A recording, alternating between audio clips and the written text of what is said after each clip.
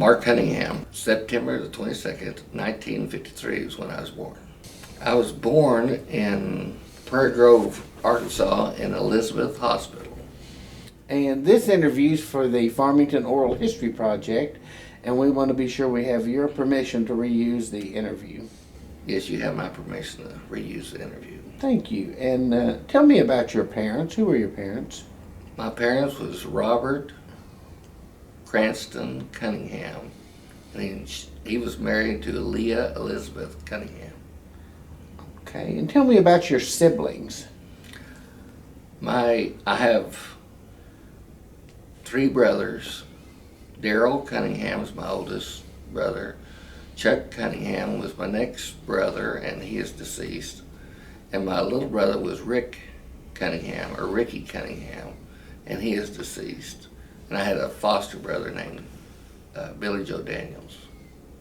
Okay. Tell me about your family's business. What business was your dad in? My dad we built the service station just west of the fire station in Farmington, and which is now turned into a church, but we built that, and he ran that Conoco station for many years until he got physically unable to do it.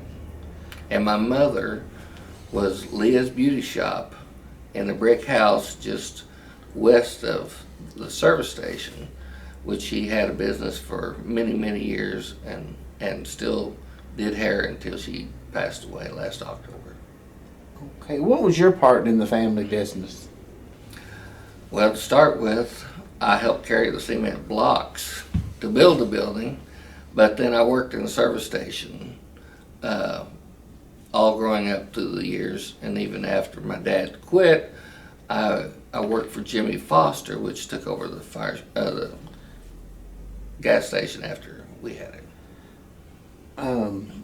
What other jobs did you work as a kid growing up? Hauling hay mainly. I picked strawberries for Hobo Hickman's strawberries when I was young. Then me and my brothers all hauled hay. That's what we did. We got about 2 cents a bale if we were bucking it and stacking it, and 1 penny if we were driving. So we all took turns. Did you work for any of the other local businesses besides your family business? I didn't work for anyone else other than after my dad quit, I worked for the guy who bought the service station after that. And then when I graduated, I worked for Washington Regional. And then went on to raise flowers in Fayetteville. I was an assistant manager of raised flowers when I left there. Talk about your family life. What were some of your routines at home? Some of the things y'all did on a daily basis? Well, we lived in 96 Kimberly Street. We bought a house there when had my first child, Tina Pettigrew. Tell me about the jobs you worked besides with the family business. Well, besides working the family business, of course we had cattle. I did cattle and garden. My dad always had a great big garden. And we had to do our chores. Even if we played sports, we still had to come home and get our chores done, or we couldn't play.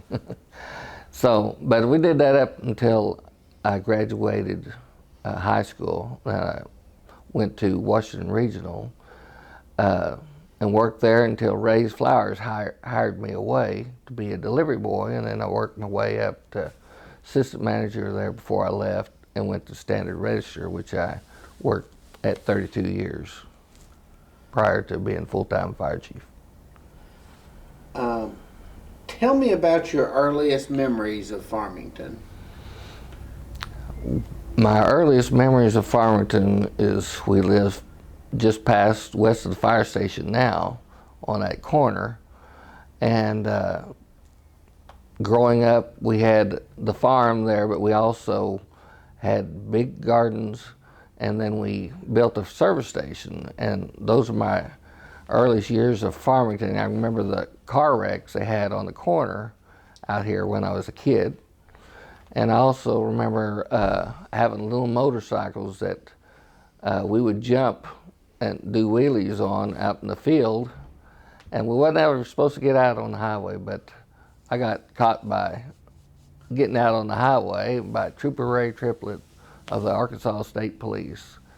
And you couldn't get away with anything in Farmington because it's only a 2-lane street come through town, and everybody knew everyone. And before I could get back to the house, they'd stopped and told my dad at the gas station that they had me stopped up there, and 2 people had told my mom that so I couldn't get away with anything. But that was my earliest years, just a small town with a 2-lane road coming through it, and I believe we had 608 people in town when I got on the fire department. Tell me about the other businesses in town you remember way back in the day. Who were some of the places that were here then? Back in the day, we had Roland Davis Groceries and the Laundromat, and we had the Cardinal Cafe, which in school we would all go down and get a hot honey bun that they cooked for us and a Coke for 50 cents. But we had Phillips Superette right in town. White's Grocery was the oldest one probably. We had, I can't remember the name of it, on the corner of South Hunter and 62 Highway. Swift's. Anyway, it was a store right there on the corner, and that was about it. We had I can't remember her name right now. It was across from the old post office, right there on the corner of Bodark and Main. Started with an M.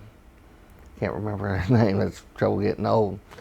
But that was about all the businesses we had.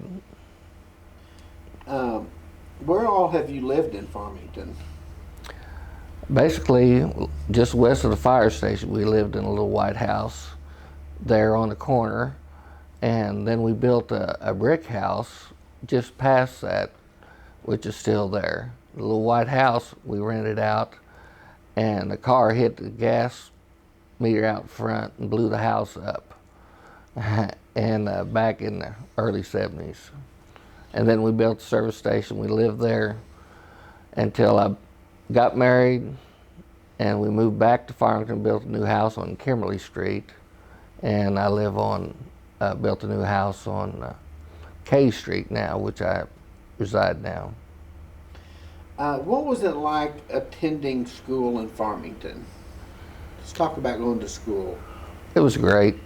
Come here, I went first grade in Lincoln, and we moved here when I was 5 years old, and I started second grade with Miss Wiley as a school teacher, and mostly everything evolved around school and church. And so I can remember all the years going through school. It was a great time in my life. We had really good teachers. I had Jack Decker for 2 years, 4th and 5th grade. And I can remember all my teachers. It made a big impression on me. Tell me about some of the teachers that had the most impact on you. Well, Jack Decker was one of the biggest ones. In the 4th and 5th, you're really starting to learn what's going on and everything. When you got out of line, he had a big old class ring he'd turn backwards. And when you got out of line, he would pop you on top of the head with that big class ring. I remember that a lot. But Mr. Bouquet and Mrs. Bouquet was 6th grade teachers. And of course, I always had Randy Lynch when I got in high school, our science teacher, and made a big impression, which is still in the Farmington area now, making impressions on people's lives. Talk about the sporting traditions. I think y'all had a new coach that came in whenever you were in high school. Talk about that. We had a new coach come in. His name was Alan Holland, which made an impression on everyone. I always thought he hated us because he made us run so much in football. But it wasn't until later on he was just trying to get us in shape, so we wouldn't run out of gas in the middle of a game. And but he was a very demanding, a very good coach. Taught us a lot. I learned a lot from him, and I don't believe Farmington area will ever forget Alan Holland. One of the things Coach Hollins did was institute spring training and off-season. Yes. And I guess that wasn't really common in those days. Can you talk about that? How did the kids feel about that? They all dreaded it as far as I, because you had to run in the heat a lot of times. Spring training was good because it helped you get a feel for what you had was going to experience the fall when the football season started. But it was a great experience. He was known for being a tough coach, but he made us players we were. And later on won state championship because of it. Who were some of your teammates that you can remember playing with? Donnie Smith was a quarterback. Ricky and Randall Lewis. Mike Cook. Chris Hester. Eddie. I'm trying to think of his last name. Eddie Hayes. Gary Tipton. They were all on my team. Anything else you can think about school you want to tell us about? Well, I can hear Phoebe. Well, I can say one of the things I can remember especially was the rivalry because Prairie Grove and Lincoln, and the seniors would always do something to the other ones back and forth each other. And the best one I can remember growing up, somebody come over and took all the playground equipment off and put them up on top of the school building. And they thought it was us, and we had to take it all down and put it up. It was a pretty good prank. I don't know which school did that. But I also learned that before I was in high school that they went in our stores we had downtown, wrote on with yellow and black paint, "Go Tigers." And even though Farmington did it, they made Prairie Grove's senior class come over and paint the buildings. That was some of the memories. So pranks back and forth? Pranks back and forth, yes. How important was that Prairie Grove game? Coach Holland has said that he felt like that was the first thing he had to do is teach the team that they had to beat Prairie Grove. That is correct. If you was a coach, you beat Prairie Grove, your contract was sealed. You know, that was the main thing. And the rivalry was big between Farmington, Prairie Grove, and Lincoln, but not as big as Farmington, Prairie Grove. Back when you were growing up in Farmington, who were some of the people you remember in the community, some of the adults? As I was growing up, Hobo Hickman had a big nursery right there around the school. And young kids, that's where they would get their jobs, picking strawberries or different things and working in, I don't remember him, but I remember the building and the establishment so much. But Buck Buchanan, which was Farmington's first mayor, I believe, I remember him well. He also ran the Cardinal Cafe, which as teenagers we all hung out there.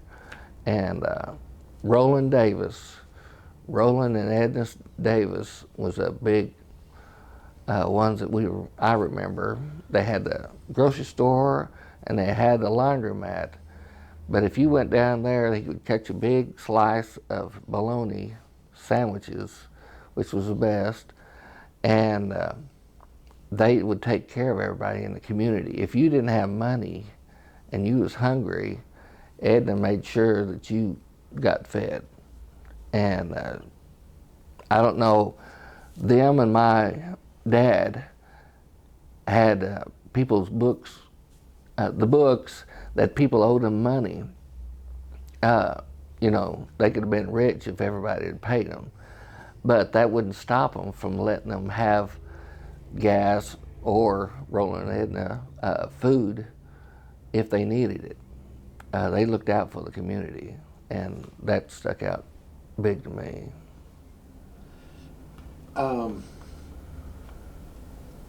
What about your family? Did y'all attend church locally, and if so, where'd you go? Yes, we attended Farmington Church of Christ, which we attended all my life. My dad was a deacon there when he passed away. My mom started in the first Thursday school we had, and she worked in Thursday school for 40 years straight, and worked up in it till she passed away. When you were growing up as a kid, what did you and your friends do for fun? Well, I can remember me and the mayor now and I used to play together when his mother would come over to my mother's get her hair done. We was always playing together, whether it was here or at their house. And those are great times. You know, people would come over to your house. We didn't have the travel we do today, so you rode bicycles, and we'd have bicycle races, different ones of us. And,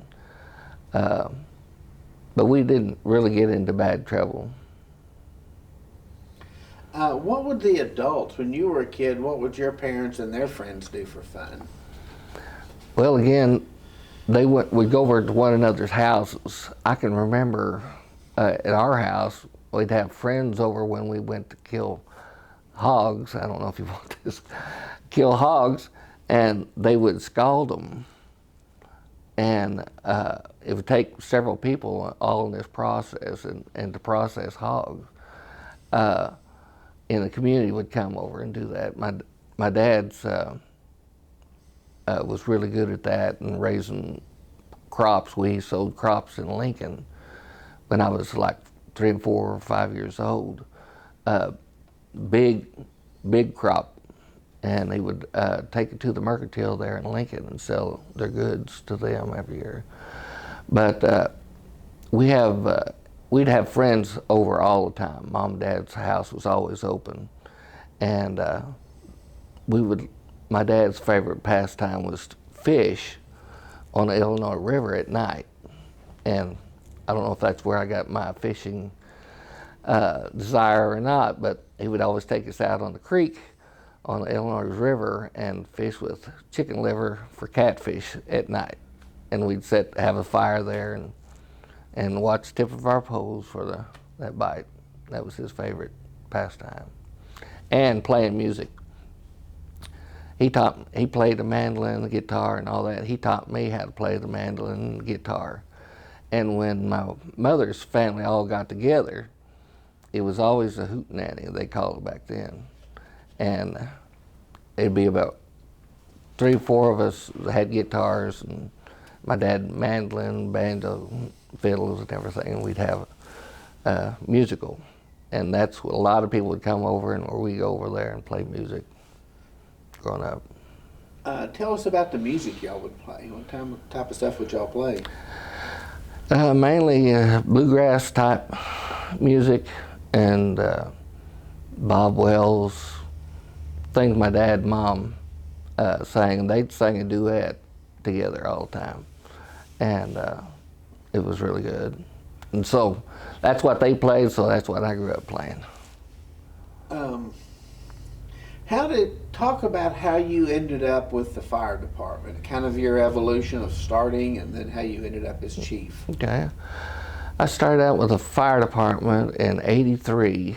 I was working at Standard Register, and somebody said, hey, the Farmington Fire Department's playing against Fayetteville and the other fire departments in softball, and they need some players. And you play? He said, you want to play? I said, sure, I'll play. So I went and played with him because he's right in my town. And they said, hey, won't you get on the fire department? I said, well, I've never thought about it. They said, well, we could use your help. So I started in '83, went down there to the old city hall and fire station together. And they handed me what they called just day boots, which was rubber that you could pull up, and then a coat that you could wear. And that's what we started out with, the fire department. And I've been with them, I think, 35 years. Let's talk about who was chief then, and then how you eventually changed facilities and ended up here. Yes, I started out in the old city hall, and Bill Andrews was our fire chief. He started the fire department out there. Matter of fact, when they started it, they had a famous country music star come in and do a benefit to get it started, to get the money started with. And Ken Harvey was instrumental in that. He was on the fire department like that. And he played for them.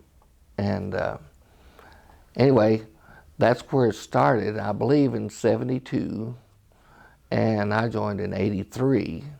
And I believe in '86, we built a new fire station across the street. And that was a big thing to us. And all the guys worked together to build it, and it was a good facility. And in '86, I believe it was, we went in with Prairie Grove to form the Farmington Prairie Grove Rural Fire Association, which we protect everybody outside the city limits. And that was a good, we have automatic aid with them ever since. And that helped both departments immensely. Then in 2003, we built a new building here on this premises. I became fire chief, I believe it was 2000, and we built this in 2003. In 2005, they hired me as full-time fire chief as Farmington kept growing. I was on the city council for 18 years before I took the fire chief's job. And here today. Tell me about Chief Pike. I know he was there for a long time, and what did he do, and how did he groom you to be chief? Yes, I didn't mean to leave that out. After Bill Andrews was chief, C.D. Pike took over, and C.D. was a great man and a great leader, and taught me a lot. He made me captain and made me assistant chief, and then took over as fire chief. So he would always say, hey, you're assistant chief, you need to do this, you need to do that, you know. So he would force you into the role and to perform, you know. So he was a good mentor. What are some of the changes you've seen in the fire department since you've been chief? Well, since I've been chief, we have built a new facility here, which is older now, but we've gotten quite a bit new updated equipment, and I've seen a lot of firemen come and go. But when we built this town, I think we only had under 2,000 people in town, and now we're estimated about 7,500. So they just got through building the 5-lane highway all the way through town, and we only had 2 stoplights, and the one on Double Springs Road was just built before that, and now we got too many stoplights. 10, I think. Talk about when you got on the city council and what the city was like then, and then how over each decade it's changed, if you can remember. Well, that was a long time ago, but they told me in the fire department, hey, we need somebody on the city council, and would you run? I said, well, I'd run. And so I got on the city council, I believe, I can't think of who the mayor was at the beginning, but we were, can't think of his name. But we started out, we only had Double Springs Road and Raised Mills and 170, Highway 170, and the 2-lane highway. It was chip and seal that come through town.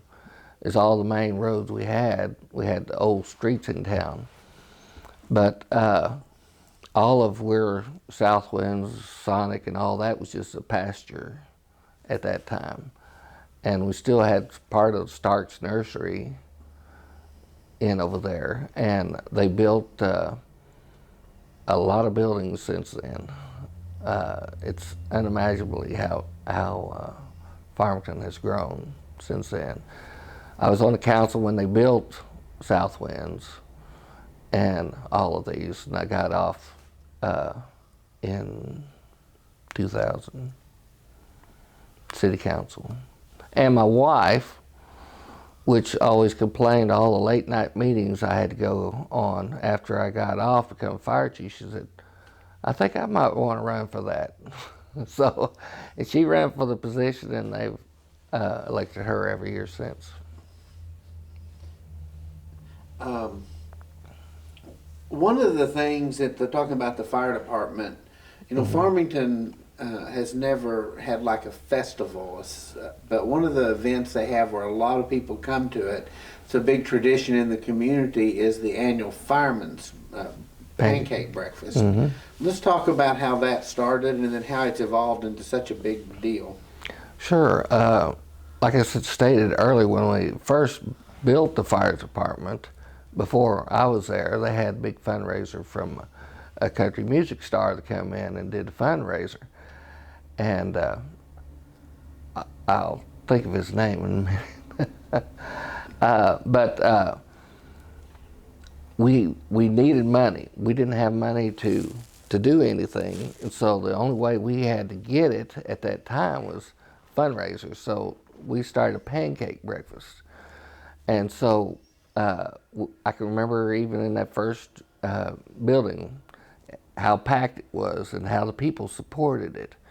And we needed money and to build a new building over there, so we continue having pancake breakfast every year since then, and it has just grown and grown and grown. The community uses it at time to, about the only thing in the city, in the town, that everybody can come and see everybody that they haven't seen since the last pancake breakfast. And so it has become a community event that I would be in trouble if we didn't have it. You know, people look forward to it, and it's a great thing for the community. Back when we first started the fire department, we had turkey shoots also, which they don't hardly have anymore, to raise money. We'd have different fundraisers like that. But the pancake breakfast overall was the greatest thing that we had for the community and to help the fire department. How does it draw people from outside of the community? I know politicians and people from other communities tend to come. Well, they know that everyone comes to this from all around, and we have a lot of politicians that come that want to meet everybody. It's the best thing they have to get out and talk to the people themselves, you know. But community spirit around this area is fantastic, and without them and people of Farmington, we wouldn't be the city we are today. What else can you think of about Farmington maybe that I haven't thought to ask you about? Well, Farmington is, in my opinion, one of the best places that you could live. You're 5 minutes away from the interstate, to where a lot of people work in Fayetteville, and they could go on and work at Bentonville and places like that from the interstate. we are still out in the country. We have a small community feel, but we have amenities like a bigger city and close to Fayetteville, which is the best of both worlds, in my opinion. If you had to tell somebody about Farmington, somebody who'd never been to Farmington before, what would you tell them your hometown is like? Greatest place on earth. I mean, I've traveled all over the United States and other countries, and when I see what they have to offer, and it's beautiful, but when I come back into this area with the hills in the background, the beauty is unbelievable. You know, people that are living from California to this way, they come back to this area to retire because of the beauty and everything we have here. This community feels like home. That's our motto of the city. It feels like home, and friendly people wherever you go around here. They welcome you in. Always say hi. You drive by, somebody's mowing the yard. They're always waving. It's just a great place to live. Complete this sentence for me. My favorite thing about Farmington is The community. I mean, we have a fantastic school here. They offer things that no other school is offering right now in the new high school that's being built. We have a lot of churches here in town which do a lot of good work in the community. The city is here providing everything that we need as a community. It's staying ahead of the times, I believe. I don't know, I wouldn't want to live anywhere else in the United States. As many places I've been, I would want to retire right here, live here.